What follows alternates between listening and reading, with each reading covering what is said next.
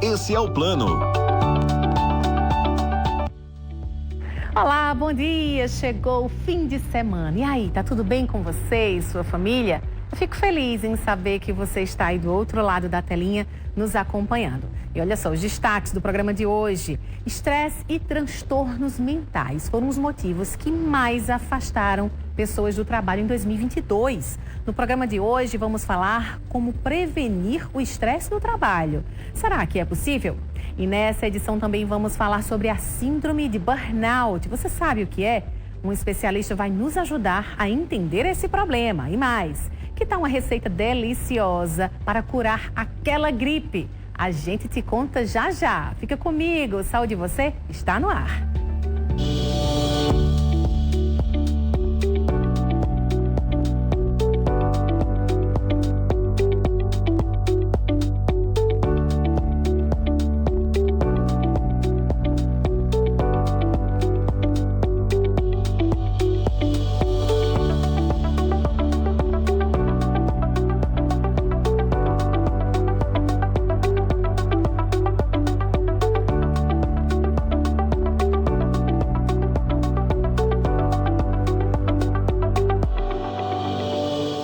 Você sabia que o cansaço excessivo, dor de cabeça frequente, insônia, dificuldade de concentração podem ser sintomas da síndrome de burnout?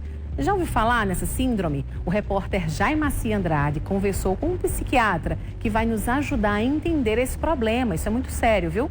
Acompanhe. Você já se sentiu cansado, excessivamente irritado, tanto no trabalho quanto em casa? Se isolar, não quer conversar com ninguém, depressiva, aquela coisa cabisbaixo? Se você sentiu esses sintomas, você pode estar acometido da chamada síndrome de burnout. É sobre esse assunto que nós vamos conversar hoje com o psiquiatra o Tiago Guedes, que já sabe muito bem, já tratou pessoas com essa síndrome. E vamos começar, inclusive, doutor Tiago, falando sobre, antigamente chamava burnout, o pessoal achava que era francês, né, burnout, aí depois não, é burnout, porque realmente não é francês, não é uma palavra francesa não, né? Não, não é uma palavra francesa, é uma palavra de origem norte-americana mesmo, né, da origem inglesa, e que significa exatamente exaustão, queima. Né? Que é exatamente o que a síndrome representa, né? O burnout nada mais é do que uma exaustão com a perda de funcionalidade que é voltada para o trabalho, né? Então, quando a gente pensa em uma exaustão por outro motivo, a gente não fala em burnout. A gente fala só em burnout quando é voltado para realmente o trabalho, tá certo? Tem que ser relacionado ao trabalho, né? Exato, é relacionado com o trabalho. Nem porque esse trabalho seja em casa ou fora, mas é o trabalho. É o trabalho. Para uma dona de casa, pode ter a síndrome? Pode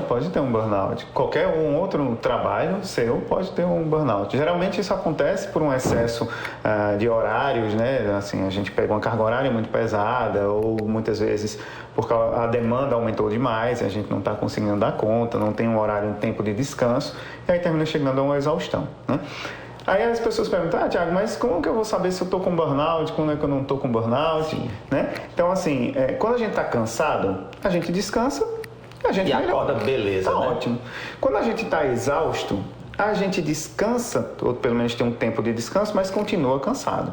Se a gente não muda a nossa rotina, se a gente não reajusta o que está deixando a gente tão exausto, a gente termina perdendo também funcionalidade. E aí começa a ficar com outras alterações, como irritabilidade, insônia, né?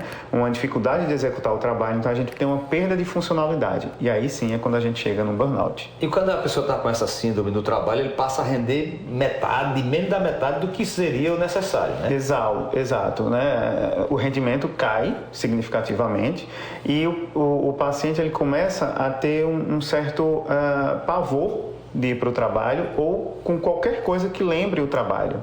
Então, por exemplo, às vezes até uma mensagem que chega no celular, né, já é o motivo para dar um disparo, né? Fica logo irritado, né?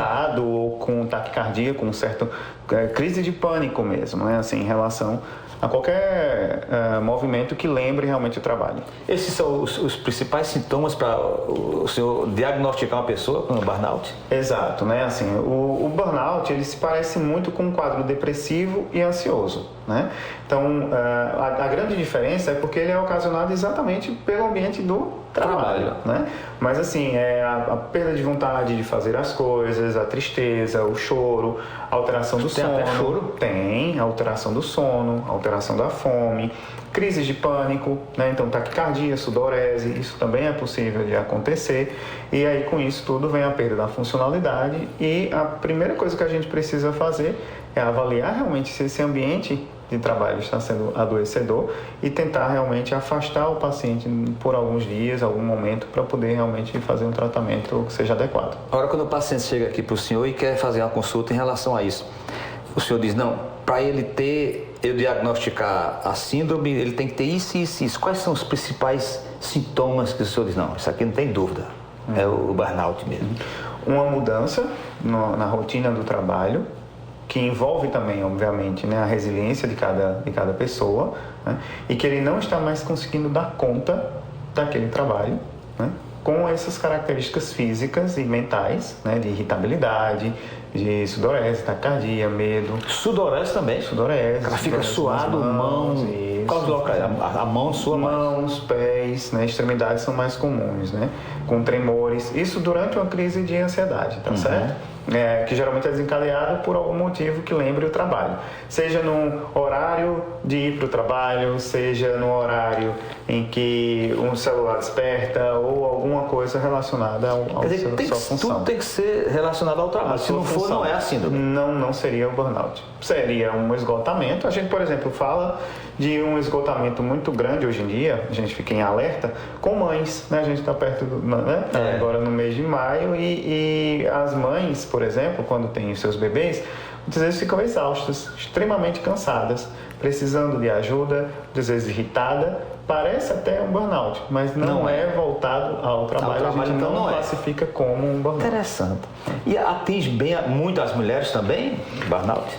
Exato.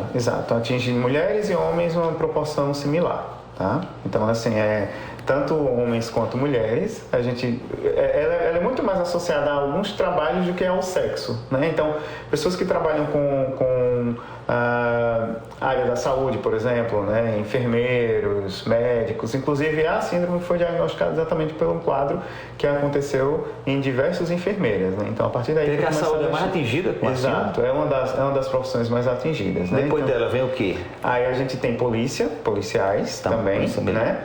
Civil e militar, né? Todo polícia em geral, força de segurança, né? Exato. Advogados também sofrem bastante com isso. Telemarketing e professores. O telemarketing, aquele telefone no ouvido, exato.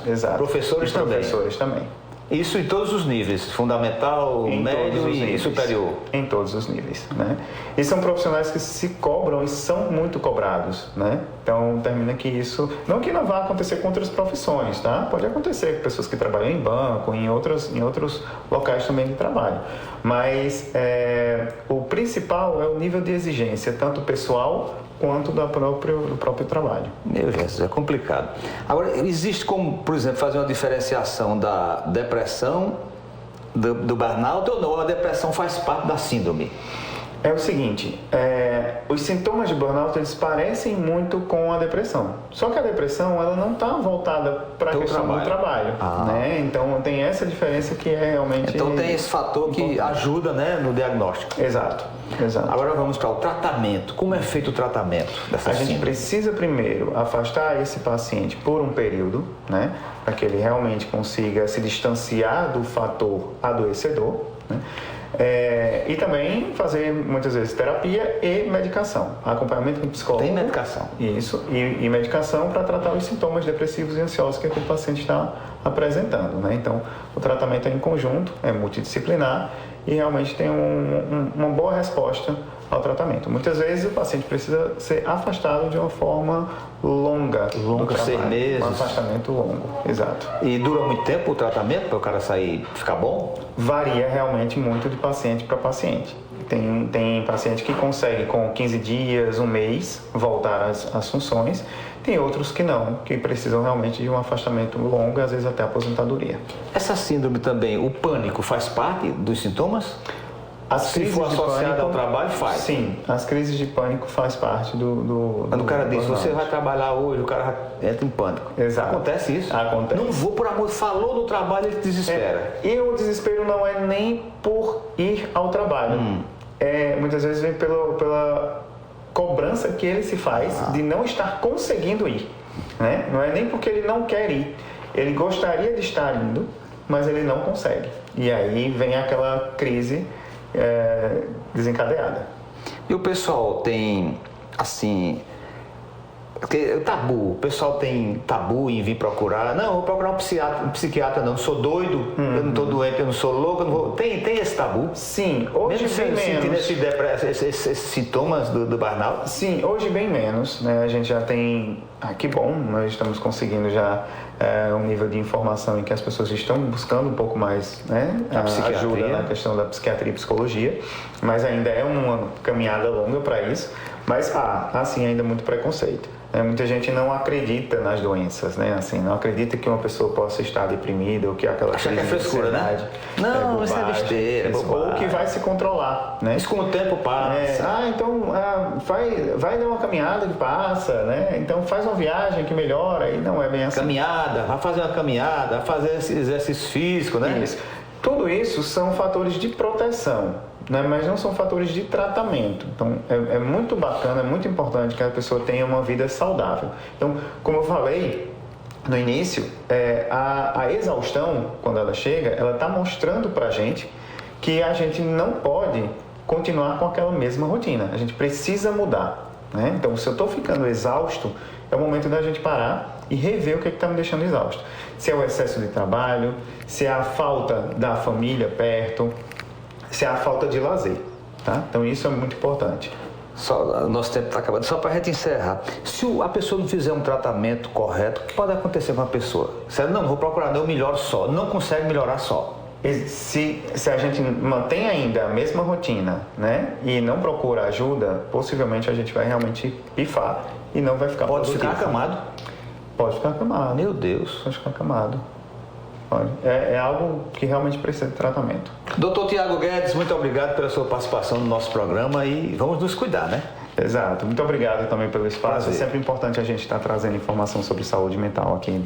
Voltamos com vocês no estúdio. Viu aí, o assunto é sério, né? Pode afastar a pessoa do ambiente de trabalho, a pessoa pode ficar impossibilitada de trabalhar, adquire outras doenças. Então, saúde mental é algo que a gente tem que, de fato, cuidar, física e mental.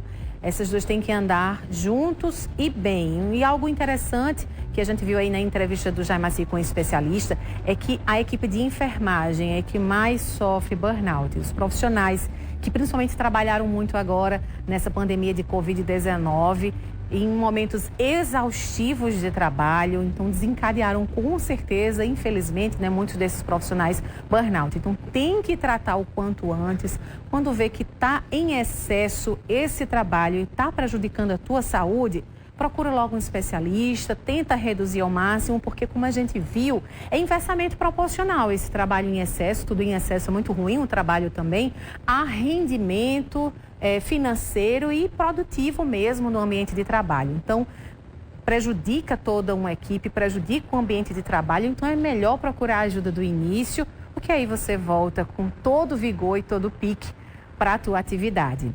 E olha só, agora a gente vai fazer um breve intervalo e voltamos já. Não sai daí que tem muito assunto importante para cuidar da tua saúde.